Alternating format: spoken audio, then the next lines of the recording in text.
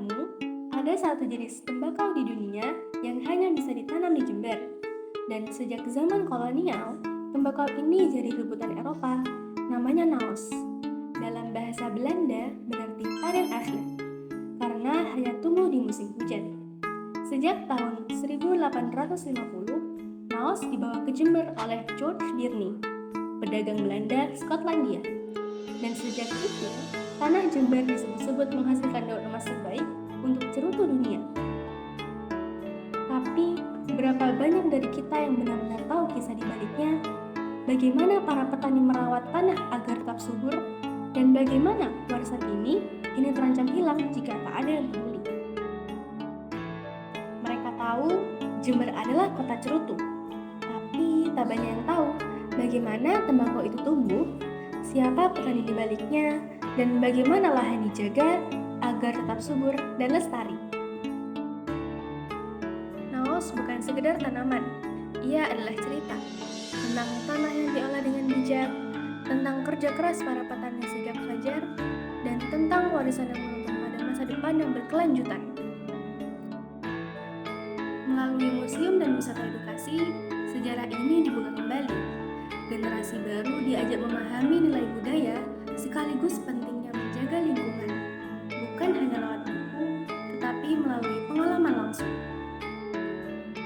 Karena budaya tak cukup hanya dikenang, ia harus diperkenalkan, dipelajari, dan dijaga bersama kelestarian alamnya, agar tetap hidup, menyejahterakan, dan memberi manfaat bagi masa depan.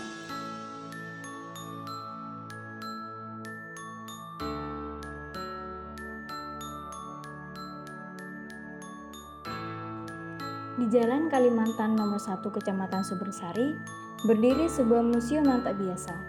Pintu masuknya menyerupai rumah pengeringan tembakau dengan ornamen bambu sederhana, alami, dan syarat makna. Museum Tembakau dan Perpustakaan Jember didirikan pada tahun 2014.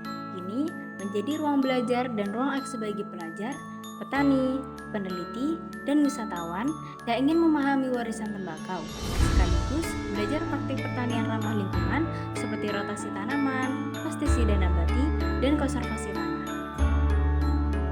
Di dalamnya tersimpan ragam koleksi yang penuh cerita tersendiri, yaitu naos, Virginia, Asuri, dan bawah naungan, tembakau Rajangan Nusantara di Mesen Bondowoso, Gunung-gunung Guluk Madura, Menyono Lumajang, Cangkringan Madura, dan Situbondo, alat pelindung cerutu, tikar glens, papan ukur, dan pipa upacara.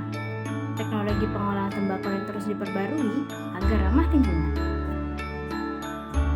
Karena lebih dari sekedar pameran, museum ini kini menjadi wajah baru wisata edukasi berkelanjutan. Di sini, tembakau tak hanya dilihat sebagai rokok atau cerutu, tapi juga diolah menjadi parfum, sabun, aromaterapi, pasta gigi, obat kumur, lotion, hingga pestisida nabati. Bahkan, beberapa produk inovasi itu berasal dari limbah tembakau yang dulunya dianggap tak berguna. Tak heran, Jember disebut sebagai tanah emas tembakau. Kabupaten ini memiliki lebih dari 25.000 hektar lahan tembakau dengan varietas utama seperti naos, kasturi, dan rajangan. Khusus naos, tembakau ini tumbuh subur di wilayah Kalisat, Sukowono, Buluhan, Ambulu, dan Rambi Puji. Nilai ekonominya pun luar biasa. Harga jual naos mencapai 90.000 hingga 130.000 per kilogram, dengan nilai ekspor menembus 1,5 triliun per tahun ke negara-negara seperti Belanda, Swiss, dan kawasan Eropa lainnya. Sejak dibuka, ribuan pengunjung datang ke museum ini setiap tahunnya, mulai dari pelajar hingga peneliti, untuk belajar tentang sejarah, inovasi, dan keberlanjutan tembakau Jember. Dari sejarah kolonial hingga gerakan Jember Kota Cerutu Indonesia, tembakau terus bercerita.